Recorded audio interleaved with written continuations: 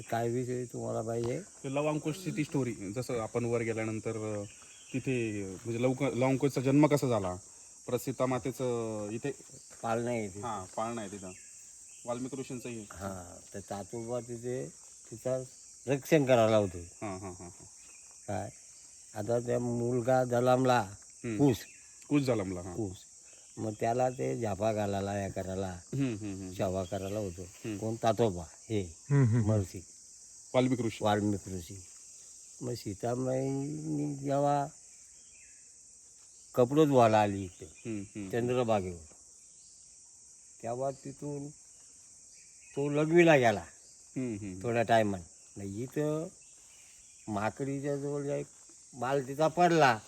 ती काय बोलते सीतामाई, बोलते बाय तुझा बाल ग पडला. तो बोलते माझा बाल आहे माझ्यापाशी, तुझं आहे का तुझ्यापाशी? त्या टायमाला ती धावत जाऊन ना बाल उचलून घेऊन आली. आता तातोबा लघवीला गेलेलं, ही घेऊन इकडे आली तर तातोबा लघवीशी आला. तो काय रे पालण्यातून बाल कोणी नाही, कुठं गेला? बरोबर. मग आता माई आली तर बोलल. मग त्यांनी लवा आणला, त्याचा मंत्र टाकून न त्याचा लहू बनवला, म्हणजे बाल बनवला. त्याला झाप घालीत. आता सीतामाई इकडनं तिचे कपडे धुवून झालं, आणि ते बाळाला पण घेऊन गेली. तर जाता जाता तिथं दरवाजाजवळ तो तातोबा माझा बाल माझ्यापाशी ना झाप कोणाशी घालायची? कारण रिकामातून जर तू पालना हलवला तर बाळाचा पोट दुखल. बरोबर. पटलं का? हो हो. नाही, सीतामाईचा अभ्यास होता. ती अशी बोलते का रिकामा पालना हलवला तर बाळाचा पोट दुखल. हा, म्हणून रिकामा पालना हलवीत नाही कोणी. बरोबर. तर माझा ह्यो विचारच पडला. मग बोलतो आता एक लाव उजव्या थानी, एक लाव डाव्या थानी. हा, तुझ्याजवळ तो लाव उजव्या थानी, म्हणजे मुलगा तुझा, ह्यो ही तुझाच मुलगा. बरोबर. म्हणजे दोन्ही लाव. मग तो दोन दुसरा. तर त्याला असं म्हणतं का चौघामध्ये गोष्ट सांगतो खरी.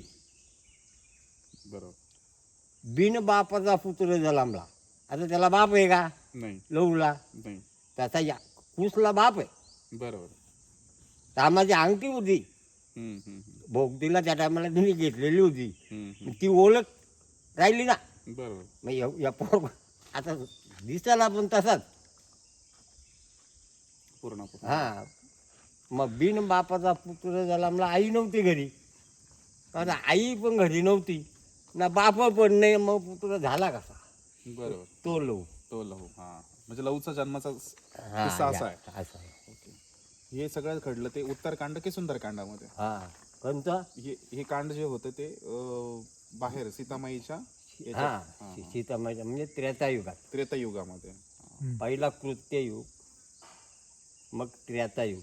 कृत्ययुगामध्ये देवानी मत्स्य अवतार धारण केला, मग कच्छ केला, बरोबर. मग वरा नरसिंह, नरसिंह. पाचवा वामन म्हणजे हे वानर.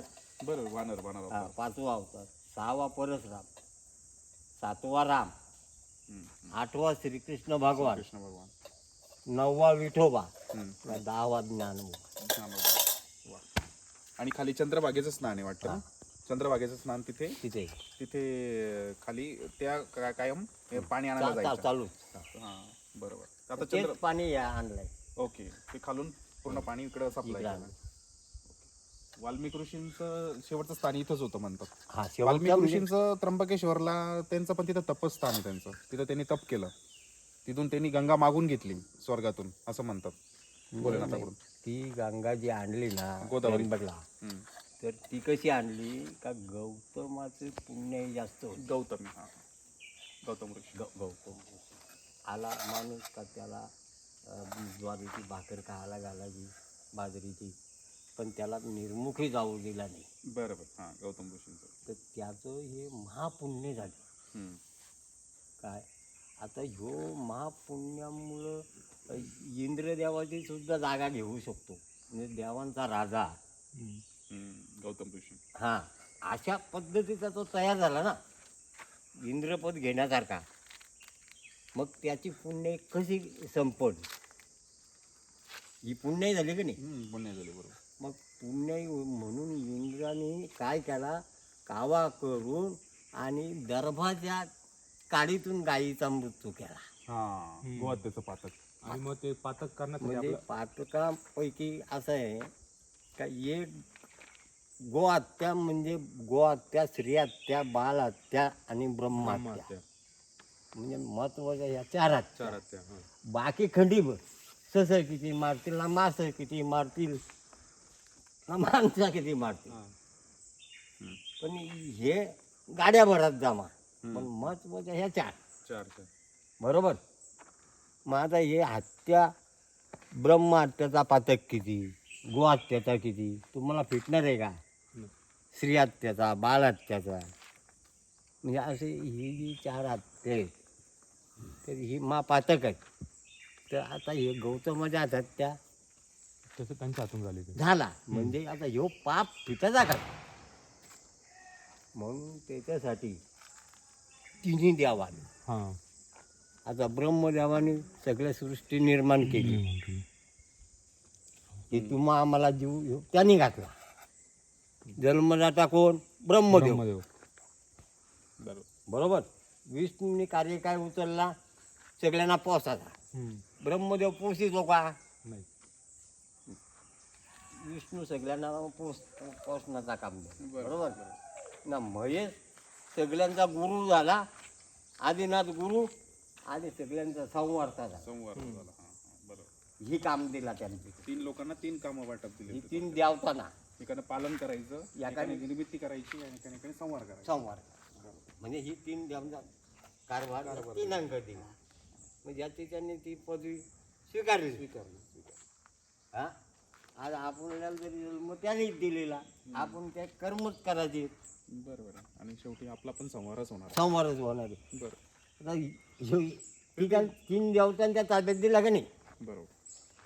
आता आपला विषय काय आहे? हे आपलं गोहत्येचं पाप झालं त्यांच्याकडून. हा, गोहत्याचा. मग आता गोहत्याचा पाप झाला, मग ते 3 द्यावा आलं ना. मग ते ब्रह्मगिरीवर राहिले, ब्रह्मगिरीवर. ते खाली नाही उतरले. हम्म. पडलं का? हां. ब्रह्मगिरीवर बसलं, तिन्ही द्याव. हम्म. त्याही विचार केला का आता ह्यो पातक फुटणार का याचा. हम्म. मग नाही, बाकी काय बोलायला लागलं का, तुम्ही देव असं कशावरून, आम्ही कसं समजावा, तुम्ही द्याव आहेत ते. हम्म. मग शंकराने जटा अशी फिरवली, आपटली आणि सरळ अशी ओढली, तर ती दगडातून वरून गंगा आली ना. आपल्या बोरिंग लावतो आपण, खालून पाणी येत आहे हां. चालू ती दगडातून आली वरून. वरून. हम्म. बरोबर ना. आणि ती गंगा मग तिचं गुप्त झाली. ती निघली कुठं? खाली. उंबरा नाही, कुशी वाटतात नाही, जिथं औदुंबराचे म्हणजे उंबराच्या गायमुख. गोमुख. गोमुख. वाल्मिक ऋषींचं, गौतम ऋषींचं. गौतम ऋषींचा. हां. हां. तर तिथं आला तो तीर्थ. तीर्थ. हां. तुम्ही लक्षात घ्या, तुम्ही पोरा आहेत, हम्म. आता आम्ही म्हातारे झालो. हा, मग तिथून जे पुन्हा गुप्त झाले गंगा, त्याच्यातून तुम्हाला फक्त तीर्थ काढून देतात. हां. हां. बरोबर. आणि तिथंच त्या पाणी गुप्त झाला. आणि त्या कुठं निघला? जिथं अहिल्या 108 लिंगांची पूजा करीत होती. तुमच्या आमच्या घरी तुळशी व एखादी पिंडी असेल, पण अहिल्याचा नियम असा होता का 108 लिंगांची पूजा रोज करीत होती. ती गंगाद्वारला. म्हणजे त्र्यंबकचीच बात. ब्रह्मगिरी इकडं, पुन्हा गंगाद्वार. ते गंगाद्वारला निघली गंगा, तिथून गुप्त होऊन. बरोबर. ना अहिल्याने ती तिथं 108 लिंगांची पूजा केली. म्हणजे किती पतिव्रता आहे ती, बापरे, खूपच. म्हणून तिचा नंबर 1 आहे पतिव्रता. पतिव्रतेमध्ये. बरोबर. अहिल्या, द्रौपदी, सीता, ताराचारी, मुख्य मंडोदरी पतिव्रता बरोबर म्हणजे या 5 यंत्रणेचा नाव घेतलं तरी त्याचा उद्धार होतो. बरोबर तुमचं दोष पळतील, पाप पळेल. नक्कीच नक्कीच का एकदम एकदम सुंदर